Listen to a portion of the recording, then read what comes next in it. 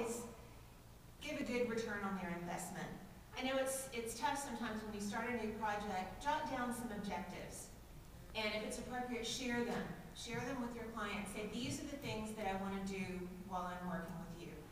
And then remind them every once in a while what the progress is, and at the end, let them know, hopefully, that you've achieved those things, and maybe even surpassed them.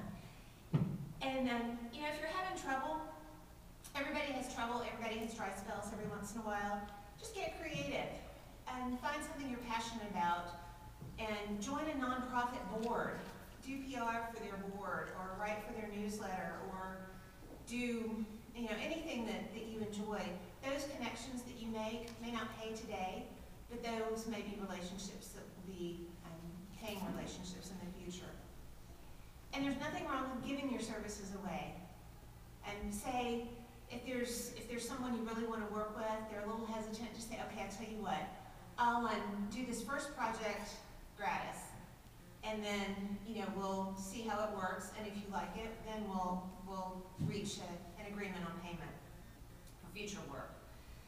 And then there's also, we're in an amazing information age now, and there's a lot of online resources, and you don't have to write these down. I'll write them down on the flip chart over there.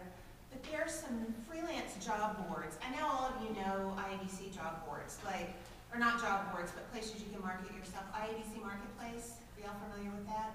I'll write the URL down in a few minutes. There's also 3, and I haven't used these, but I've read a lot about these being really good ones. There's one called odesk.com. And you put a free profile out there. They have virtual work teams. They do a very thorough screening, and they keep a 10% commission of your work. There's one called guru.com. And it's an online service marketplace. They employ freelancers in different categories like websites, e-commerce, graphic design, and multimedia, writing, editing, translation. And then another one called elance.com.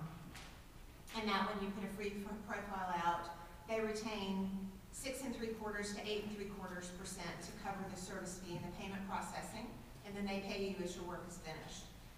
And then there's also 2 really nice contributed writing sites. Say you want to get some stuff published with your name on it. I know a lot of what I write ends up with someone else's name on it, so it's kind of fun to write what you want to write about.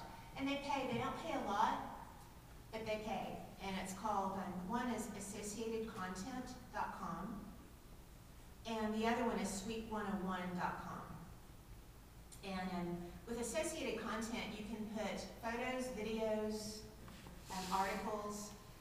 You submit, and then they decide what they'll pay you. And it's usually somewhere in the $5 to $30 per article. It's not a lot, but these are web articles. They don't have to be novels. So those are some online methods that you can get yourself out of it. Carol? The second, Suite 101. Suite as in S-U-I-T-E? Correct. .com.